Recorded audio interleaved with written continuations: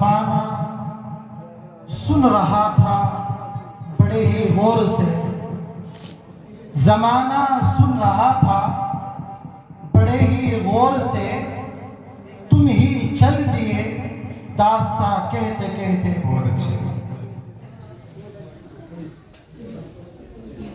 حضرات گرامی، اب میں اپنے پروگرام کو آگے بڑھاتے ہوئے اور اپنے پروگرام کو ایک نئی فضا میں لے چلتے ہیں، اور وہ فضا تقریر و خطابت کی ہے۔ جی ہاں دوستو، خطابت نے چلستان عالم کے اندر بڑے بڑے کارنامے انجام دیے ہیں۔ خطابت نے ایمان و یقین کی شمع روشن کی ہے۔ خطابت نے رشد و ہدایت کے دریا بہائے ہیں۔ خطابت نے مظلوموں کی آہوں کی ظلم کے خلاف علم بغاوت بلند کرنے کا حوصلہ دیا ہے۔ خطابت نے ظالموں کی حکومت میں تباہی مچائی ہے۔ جی ہاں دوستو، خطابت ایک جادو ہے، خطابت ایک سحر ہے۔ خطابت جب نبی کی زبان پر آئی تو نصیحت بن گئی۔ خطابت جب واعظ کی زبان پہ آئی تو دعوت و ہدایت بن گئی۔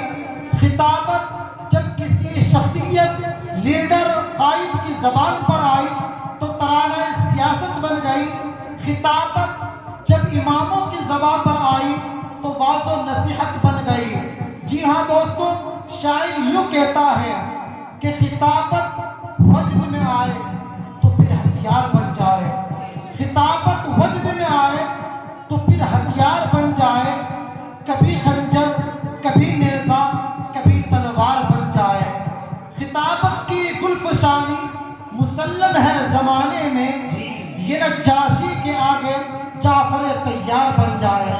آئیے اسی خطابت کا ایک نمونہ ملاحظہ کرنے کے لیے اور ایک عظیم شخصیت کے در احساس پر دستک دوں، جن سے میری مراد اور میرا اشارہ کلام جناب حضرت مفتی اشرف صاحب ہے، جو استاد جامعۃ الشیخ سہارنپور، امام و خطیب چھوٹی لائن مسجد ہے۔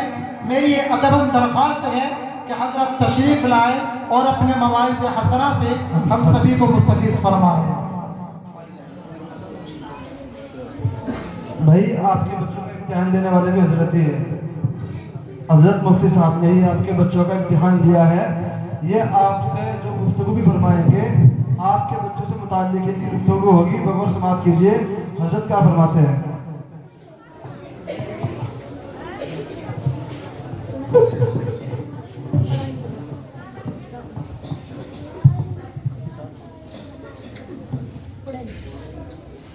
السلام علیکم ورحمۃ اللہ وبرکاتہ۔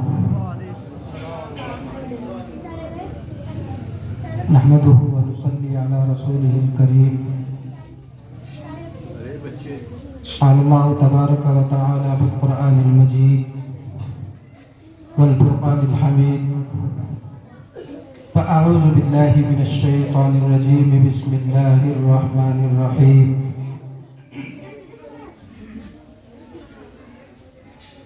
هل يستوي الذين يعلمون والذين لا يعلمون؟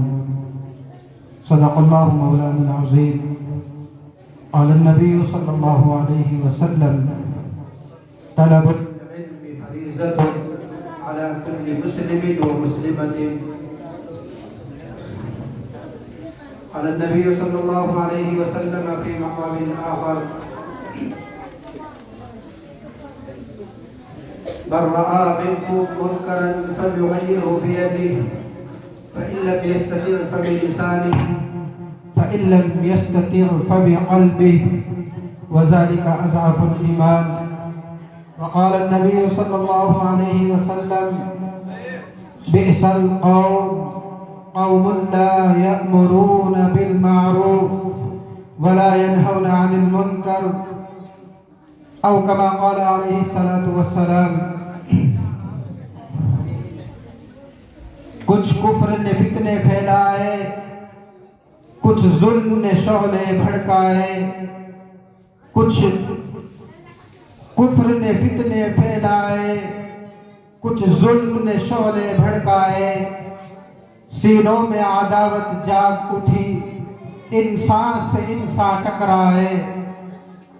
میرے عزیزو، آج کا یہ آپ کا خوبصورت جلسہ جس کے روح روا عزیزم مولانا محمد انیس اخلاق صاحب مظاہری دامت برکاتہم العالیہ ہیں،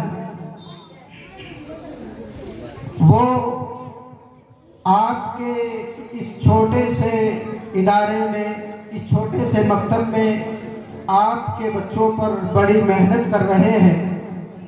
اللہ تبارک و تعالیٰ سے یہی دعا ہے کہ حضرت موصوف کو جو ہے اللہ تبارک و تعالیٰ خوب محنت کے ساتھ پڑھانے اور خوب ترقیات کے ساتھ اللہ تبارک و تعالیٰ آپ کے اس ادارے کو صرف قبولیت سے نوازے۔ آمین۔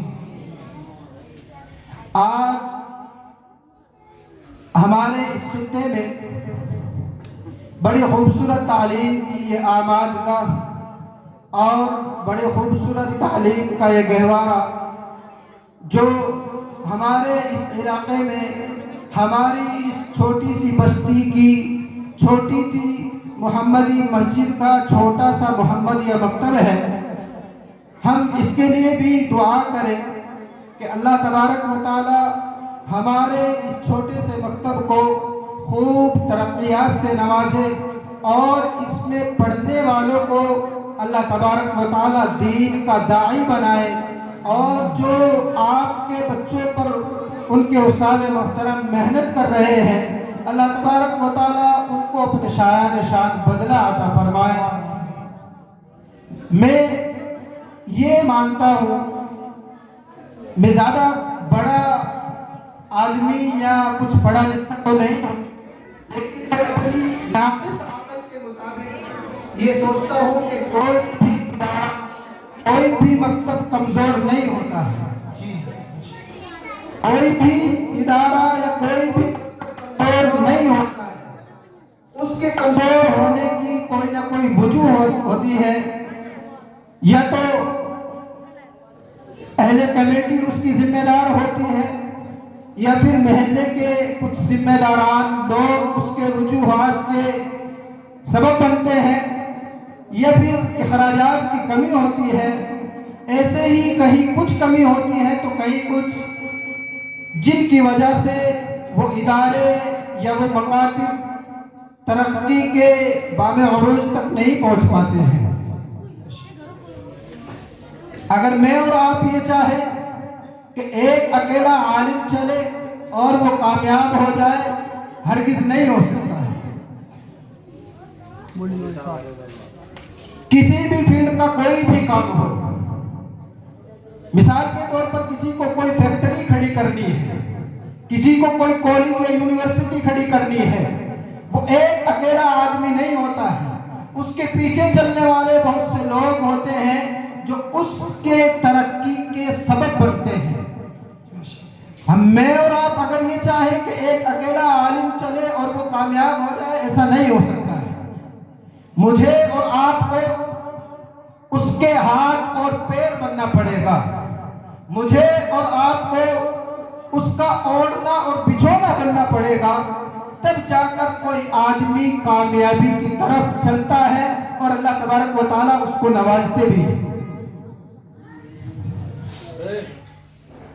ہمارا یہ ماننا ہے، جب بھی حضرت مولانا انیس اخلاق صاحب کو ہماری ضرورت پڑے تو ہم ان کی حاضری پر لبیک و سعدیک کہتے ہوئے حاضر ہوں اور ان سے آ کر معلوم کریں کہ آپ کو ہماری کس وقت اور کس موجود میں، کس زمانے میں ہماری ضرورت ہے۔ ہم ہر وقت آپ کے ساتھ قدم سے قدم ملا کر کھڑے ہوئے ہیں۔ مثال کے طور پر یہی ایک جلسہ ہے، آپ نے یہ جلسہ بہت خوبصورت سجایا ہے، لیکن ایک اکیلا عالم آ کر اس کو چلانا چاہے نہیں چل سکتا ہے۔ اس میں مائک والے بھی ہمارے مددگار ہیں، ہمارے اس میں کیمرہ مین بھی मददगार हैं। हमारे स्टेज पर बैठे हुए बड़े बड़े उलमाए इकराम भी यहाँ इस प्रोग्राम के मददगार हैं। गर्ज ये है कि एक अकेला आदमी किसी भी फील्ड में कामयाब नहीं हो सकता है, उसके साथ हमें कदम से कदम मिलाकर खड़ा होना होगा, तब अल्लाह तबारक व तआला उसको तरक्कियात के दरवाज़ों तक पहुँचाते हैं और उसको मनाजिल जो तरक्की के होते हैं उनको कामयाबी के साथ पहुँचाते हैं। लेकिन हम लोग इसी में कमज़ोर हैं। बल्कि ये है कि अगर कहीं पर कोई अच्छी जगह पर तालीम हो रही है, उसकी मदद करने के बजाय उसकी टांग खींची जाती है, उसके खिलाफ बोला जाता है। या एक बच्चा जो पढ़ने में बहुत होशियार है, बहुत माहिर है, अब जरूरत नहीं पड़ती है उस्ताद को कि उस पर ज्यादा मेहनत करनी पड़े। हमारे यहाँ मदरसे में भी बहुत से ऐसे बच्चे हैं, हर आदमी अपने एतबार से जितने भी उसके पास बच्चे होते हैं वो सब पर बराबर मेहनत करता है, लेकिन कोई बच्चा ऐसा होता है जो अकेला ही निकल जाता है और उसकी वजह वो खुद होता है, क्योंकि वो खुद भी मेहनत करने वाला होता है और उस्ताद की उसके साथ दुआएं लगी रहती हैं और वो उन तमाम बच्चों से आगे निकल जाता है। ऐसे ही हमें भी दुआएं भी करनी चाहिए और अपने हजरत मौलाना अनीस अखलाक साहब का साथ भी देना चाहिए। अगर हमें तरक्की के मनासिल तय करने हैं तो हमें एक ही फील्ड है, वो तालीम की फील्ड है। हमें इसमें कामयाब होना होगा, हमें इसमें कामयाबी और कामरानी हासिल करनी होगी, तब जाकर हम इज्जत की जिंदगी जी सकते हैं। लेकिन आज का मुसलमान किसी और चीज में ही इज्जत तलाश करने लगा है, किसी और मैदान में इज्जत तलाश करने लगा है, किसी और फील्ड में इज्जत तलाश करने लगा है। मुझे आज भी याद आता है कि हमारे उलमा अपनी ज़बानों से इजलास में सुनाते हैं कि हजरत अबू उबैदा इब्नुल जर्राह ने हजरत उमर इब्न खत्ताब रज़ियल्लाहु ताला अन्हु को कहा था कि जब वो फिलिस्तीन के दौरे पर जा रहे थे, जब वो फिलिस्तीन की सरजमीन पर अपने मुबारक कदम रख रहे थे, उस वक्त अबू उबैदा इब्नुल जर्राह ने उनसे कहा था, ए उमर इब्न खत्ताब, अपने हुलिये को तब्दील कर लीजिए, अपनी जूती को तब्दील कर लीजिए, अपने पेवन शुदा कपड़ों को तब्दील कर लीजिए। आपको फिलिस्तीन के बड़े बड़े सुलहा में बैठना है, आपको फिलिस्तीन के बड़े बड़े रहबरों और रहनुमाओं में बैठना है, आपको मुसालिहत की गर्ज से फिलिस्तीन के जो बड़े बड़े लोग हैं उनके दरमियान में बैठना है, लिहाजा आप अपने हुलिये को तब्दील कर लीजिए। उस वक्त हजरत उमर इब्न खत्ताब रज़ियल्लाहु ताला अन्हु ने जो जवाब दिया था वो हमें याद भी रखना चाहिए और उस पर हमें अमल भी करना चाहिए। हजरत उमर इब्न खत्ताब रज़ियल्लाहु ताला अन्हु ने फरमाया था, ए अबू उबैदा, अगर तेरी जगह पर ये जुमले कहने वाला कोई और होता तो इतना मारता और मारते मारते जमीन से मिला देता, लेकिन मैं आपके ऊपर हाथ नहीं उठा सकता हूँ। इसकी वजह क्या है कि मैंने अपने महबूब हुजूर सल्लल्लाहु अलैहि वसल्लम से तुम्हें उम्मत का अमीन सुना है। लेकिन साथ ही साथ जो जवाब दिया था वो हमें याद रखना चाहिए। फरमाया, ए अबू उबैदा, उस वक्त को याद करो जब अरब की जमीन पर हम पस्ता कौम थे, अरब की जमीन पर हमें जिल्लत से देखा जाता था, अरब की जमीन पर हमारा कोई रहबर और रहनुमा नहीं था। हाँ, जिसके पास ताकत थी वो गरीबों को सताता था, जुल्म किया करता था, औरतों के ऊपर नाहक ज़्यादती की जाती थी। उस वक्त में अल्लाह तबारक व तआला ने हमारी सिसकती हुई हरकत पर अपना महबूब सल्लल्लाहु अलैहि वसल्लम हमारे दरमियान में भेजा था, जिसकी वजह से हमें एक जान मिली, जिसने हमें यकजा किया, जिसने हमारे दिलों को साफ किया, जिसकी बदौलत हमें ईमान की दौलत मिली है, जिसकी बदौलत हमें इस्लाम की दौलत मिली है, उसकी बदौलत आज हमें जो इज्जत मिली है। उस वक्त हज़रत उमर इब्न खत्ताब ने कहा था कि आज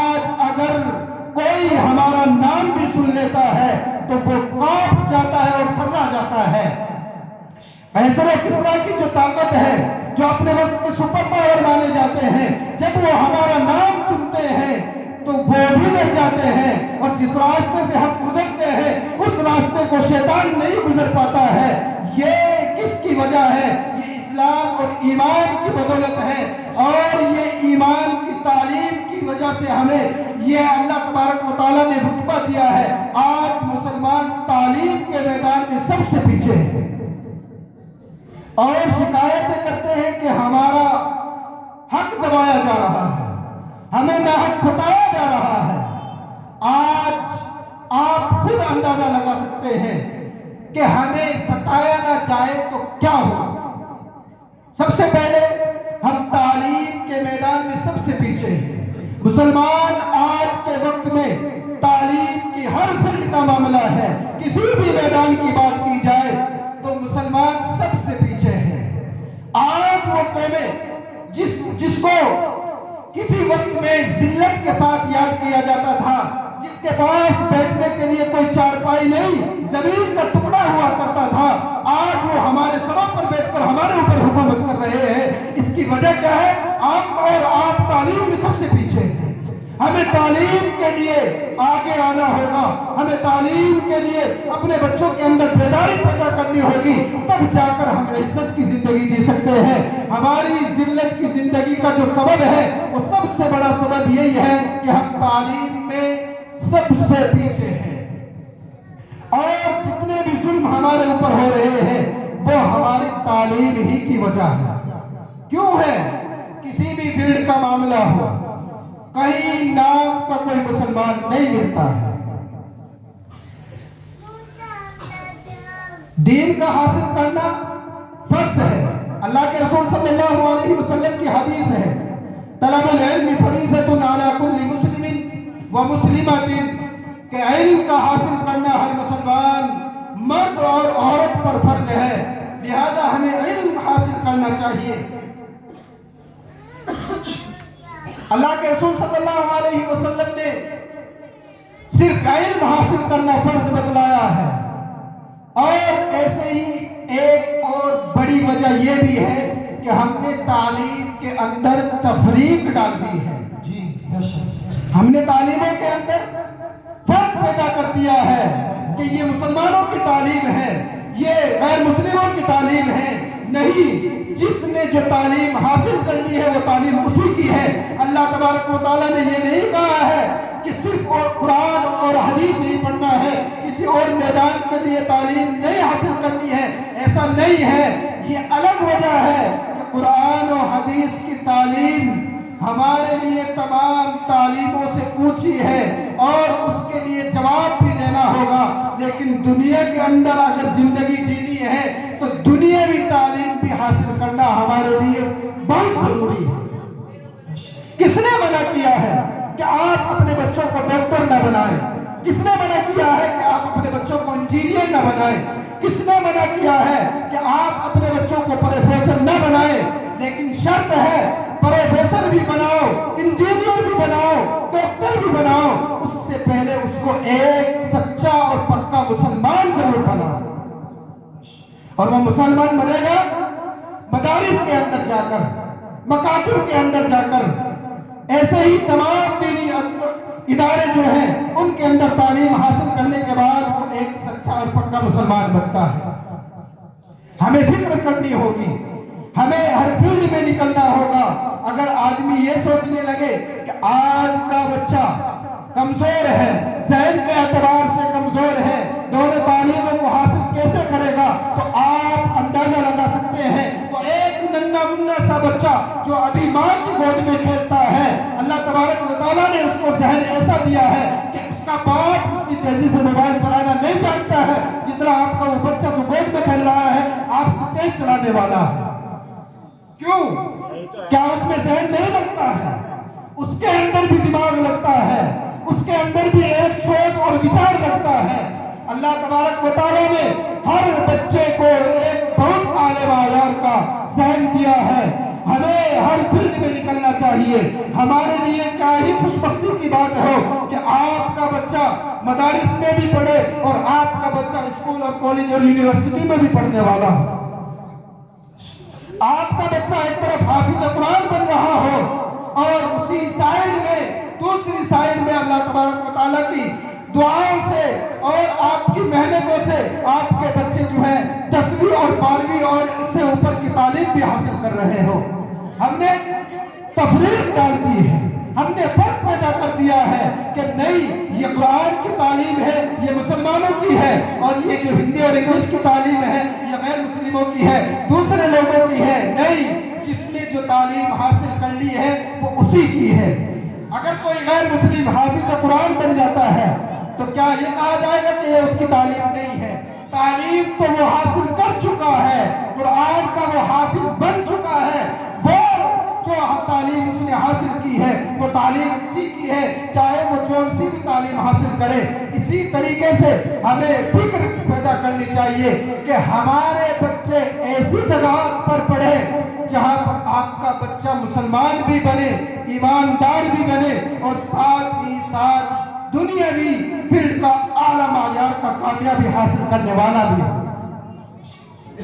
हमारे बच्चे जिन स्कूलों में जाते हैं, आपके आसपास के जितने भी इलाके हैं, यहाँ आसपास के जितने भी कॉलेज, स्कूल और कॉलेज हैं, कई बच्चों से साबका पढ़ा है, ये बात मालूम की है कि आपके स्कूल में जो सुबह के टाइम में परेड होती है, सुबह के टाइम में जो सबसे पहले काम स्कूल के अंदर होता है वो एक परेड होती है, उसमें क्या सिखाया जाता है? तो उन बच्चों ने यही जवाब दिया है कि हमारे यहाँ स्कूल में जो गैर मुस्लिमों के भजन हैं वही सिखाए जाते हैं। और इसका जिम्मेदार कौन है? इसका जिम्मेदार बच्चा है, इसका जिम्मेदार माँ बाप है। अपने बच्चों को ऐसी जगह पर दाखिल करो जहां पर उनको दीन भी सिखाया जाता हो और उसके साथ साथ दुनियावी तालीम भी दिलाई जाती है। कमी नहीं है, कोशिश करने से सब कुछ हो जाता है, और अगर तू ही ना चाहे तो फिर बहाने हजार हैं। अगर आदमी कोशिश करे, कोई काम ऐसा नहीं है कि आदमी के बस से बाहर का हो। कोई भी काम हो, किसी भी तरह की टेक्नोलॉजी को ले लिया जाए, अल्लाह तबारक व तआला ने अपनी मदद से हर काम को कराया है, चाहे वो कोई भी किसी भी फील्ड का काम हो। उसमें यह नहीं कहा जा सकता है कि ये इंसान के बस से बाहर है। अल्लाह तबारक व तआला ने दुनिया की तमाम काम इंसानों से ही कराए हैं। मैं यहाँ बैठा हूँ, सामने कैमरा चल रहा है और इसी नजारे को आप हजरात को एक हॉल में देखा जा रहा है। कौन कर रहा है? क्या कोई अलग से तालीम दी गई है? उन्होंने इसकी तालीम हासिल की है और वो कोई और नहीं, एक इंसान है जिसने इस आले को बनाया है और इसके जरिए से हमारी जो आवाज है वो दूर तक पहुंच रही है। यही एक वजह है कि इंसान की बस से कोई चीज नहीं है। इंसान को इरादा करना होगा, इंसान को कोशिश करनी होगी, और इंशाअल्लाह जब वो कोशिश करेगा तो अल्लाह तबारक व तआला उसको कामयाबी और कामरानी से भी नवाजेगा। हमें अपने बच्चों को ऐसे इदारों में दाखिल कराना चाहिए जहां पर उनको दुनियावी तालीम के साथ साथ उनके ईमान की भी हिफाजत सिखाई जाती हो और उनके ईमान की हिफाजत भी कराई जाती हो। ये बात याद रखें, दुनियावी तालीम हासिल करना फर्ज नहीं है, लेकिन दीनी तालीम हासिल करना फर्ज है। साथ साथ हमें खुद देखना है कि अपने बच्चों को दीनी तालीम भी सिखानी है और दीनी तालीम के साथ साथ हमें दुनियावी तालीम भी दिलानी है, क्योंकि हर फील्ड में हमारे बच्चे का कामयाब होना बहुत जरूरी है। क्यों है? अगर आज के वक्त में यही बैठे हुए कुछ लोग स्टेशन पर जाकर खड़े हो जाएं और रिजर्वेशन का फॉर्म भरना हो तो वहां एक दूसरे के मुंह को देखा जाता है और दूसरों से पूछा जाता है, अब बलन तो इंग्लिश लिखनी नहीं आती है, अपना नाम तक लिखना नहीं आता है, और अगर आता भी है तो ये मालूम नहीं है कि किस खाने में किसका नाम भरा जाएगा, कहाँ स्टेशन का नाम डाला जाएगा, कहाँ से कहाँ तक हमें जाना है वो कहाँ डाला जाएगा, तारीख कहाँ लिखनी है। ऐसे ही कोई भी फॉर्म भरना हो, के ताल्लुक से ले लिया जाए, अगर आपको अपने आधार कार्ड में नाम सही कराना हो तो आपको दूसरों की तरफ देखना पड़ता है और दूसरों का मोहताज बनना पड़ता है। और क्यों होना पड़ता है? इसकी वजह हम खुद हैं कि तालीम भी सबसे पीछे है। तालीम अपने आप को डालो, तालीम के अंदर अपने आप को जोड़ो और अपने बच्चों को ऐसी जगह पर दाखिल कराओ जहां दीनी तालीम के साथ साथ उनको दुनियावी तालीम भी दी जाती हो। यही हाल है हमारे स्कूलों का कि जब सुबह के टाइम वो स्कूल में जाते हैं, इंटरवल होता है, इंटरवल के वक्त जब बच्चे खाना खाते हैं तो उनसे पूछा जाए क्या कराया जाता है आपके इंटरवल में, तो वो कहते हैं कि खाने में से जरा सा टुकड़ा निकाल कर एक साइड में रखा जाता है और उससे पहले राम राम कराया जाता है। इसकी वजह क्या है? हमने अपने बच्चों को डाला ही ऐसी जगह पर है जहां उनकी ईमान की हिफाजत नहीं होती है। तो याद रखो, आज के पुरफितन दौर में अगर वक्त आ जाए तो हमारी खुद की हालत भी यही है। हमारे बच्चों का कहना तो बहुत दूर की बात होगी कि अगर ईमान से फिरने की बात आ गई जुल्म की वजह से तो हम सबसे पहले सफों में खड़े होने वाले होंगे। और इसकी वजह क्या है कि हमें दीनी तालीम नहीं मिली है, दीनी तालीम की अहमियत नहीं मिली है। दीनी तालीम हासिल करने के बाद क्या होगा उसका हमें नहीं पता है। असल जिंदगी क़यामत की जिंदगी है। मरने के बाद जब आदमी जिंदा होता है, आदमी का हिसाब और किताब होना है, उसके बाद की जो जिंदगी है वही असल है। अगर वहां पहुंचे तो ईमान के साथ पहुंचना शर्त है, उसके बाद का मामला है। हिसाब और किताब होना बाद की बात है। सबसे पहली शर्त है कि ईमान पर हमारी मौत आए। और ईमान पर मौत कब आएगी? जब हमें ईमान की अहमियत का मालूम भी हो कि ईमान की अहमियत क्या है, ईमान किसको कहते हैं। अगर यही मालूम कर लिया जाए, अगर मैं किसी से अभी इस मैदान में बैठे हुए लोगों से ये मालूम कर लूं किसी को खड़ा करके कि ईमान किसको कहा जाता है, तो बस अल्लाह ही जाने कोई जवाब देगा ये नहीं देगा। आप खुद सोच लें, अगर मैं किसी से मदरसे में पढ़ने वालों के अलावा किसी और से ये पूछ लिया जाए कि ईमान क्या है, तो बहुत मुश्किल है कि हम जवाब दें। हालांकि ईमान आमन्तु बिल्लाहि व मलाइकतिहि व कुतुबिहि व रुसुलिहि वल यौमिल आखिर वल क़द्रि खैरिहि व शर्रिहि मिनल्लाहि तआला वल बाअस बअदल मौत, कि मैं ईमान लाता हूँ अल्लाह पर, उसकी किताबों पर, उसके रसूलों पर, उसके फरिश्तों पर और क़यामत के दिन पर और अच्छी बुरी तकदीर पर और मरने के बाद दोबारा जिंदा होने पर। अगर इन 7 चीजों में जर्रे बराबर भी शक है तो हमारा ईमान मुकम्मल नहीं है। अगर हमारे इन 7 बातों में से किसी भी चीज में जर्रे बराबर भी डाउट अगर है तो हमारा ईमान नामुकम्मल है। हमें अपने ईमानों को मजबूत करना होगा। अगर हमें इज्जत की जिंदगी जीनी है तो अल्लाह तबारक व तआला ने इज्जत को ईमान और इस्लाम के अंदर छुपाया है। हमें अपने इस्लाम को बनाना होगा, हमें अपने ईमान को मजबूत करना होगा, तब जाकर हम अपनी इज्जत की जिंदगी जी सकते हैं। आपसे इल्तिजा है, आपसे गुजारिश है कि आप अपने बच्चों को दुनियावी तालीम के साथ साथ दीनी तालीम दिलाने की फिक्र करें। एक छोटा सा एग्जाम्पल देता हूँ, छोटी सी मिसाल देता हूँ। एक लखनऊ के नवाब साहब थे, उनके 2 बच्चे थे। उन्होंने एक बच्चे को मदारिस के अंदर दाखिल कर दिया और एक बच्चे को कॉलेज के अंदर दाखिल कर दिया। दोनों पढ़ लिख कर बड़े हो गए, अपनी अपने फील्ड में आला मायार की कामयाबी हासिल की। लेकिन जब नवाब साहब जो है बुढ़ापे की हालत में पहुंच गए हैं, उन हिलना जुलना मौत हो गया है, जब उस वक्त जब कोई यूनिवर्सिटी में पढ़े हुए बच्चे से कहते हैं कि बेटा मेरे जूते उतार कर लाना, तो वो क्या कहता है? नौकर से बोलता है कि जाओ पापा के जूते लेकर जाओ और वहां रख कर आ जाओ। वो नौकर जाता है, जूते उठाकर बाप के सामने रख देता है।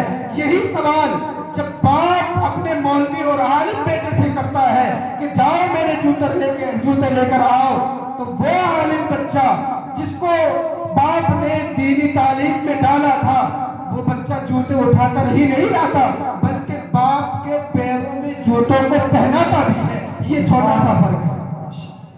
दुनियावी तालीम और दीनी तालीम में ये छोटा सा फर्क है, और न जाने कितने फर्क मिल जाएंगे। यूनिवर्सिटी और कॉलेज में क्या सिखाया जाता है? वहां ये नहीं सिखाया जाता कि किसका क्या हक है, किसका क्या अदब करना है। وہاں یہ سکھایا جاتا ہے کہ بیٹا یہ جو کورس آپ کر رہے ہو اس میں اگر آپ نے ڈگری حاصل کر لی تو آپ اتنے پیسے کما سکتے ہو، آپ کو اتنے پیسوں کی نوکری بھی مل سکتی ہے۔ ہم بھی خود کالج میں پڑھا، میں الحمدللہ کالج میں پڑھا ہوں، پڑھ بھی رہا ہوں، لیکن وہاں یہی سکھایا جاتا ہے، آپس میں جب بچے ڈسکس کرتے ہیں وہاں یہی سننے کو ملتا ہے کہ ڈی فارما کرو گے تو اتنے پیسے کما سکتے ہو، بی فارما کرو گے تو سرکاری نوکری بھی لگ سکتی ہے، موٹی رقم کی تنخواہ بھی مل سکتی ہے۔ وہاں اس کے علاوہ کوئی اور کچھ بھی نہیں سکھایا جاتا ہے۔ اگر سکھایا جاتا ہے کہ باپ کا کیا حق ہے، بڑے بھائی کا حق کیا ہے، چھوٹے کا حق کیا ہے، بہن اور ماں کا کیا حق ہے، میرے پڑوسی کا کیا حق ہے، تو وہ دینی تعلیم سکھاتی ہے، اسلام کی تعلیم بتاتی ہے، قرآن و حدیث کی تعلیم بتاتی ہے۔ یونیورسٹی اور کالج میں پڑھنے والا صرف اتنا کرتا ہے کہ سال ہر سال باپ سے دور ہے، اور آج کل جو ڈے چل گئے ہیں، فادر ڈے، مدر ڈے، یہ جب دن آتے ہیں تو فیس بک پر، واٹس ایپ پر اسٹیٹس یا اسٹوری یا پوسٹ کر دیتے ہیں ہیپی فادر ڈے، اور پھر یہ سمجھتے ہیں کہ ہم اپنی ذمہ داری سے بری ہو گئے ہیں۔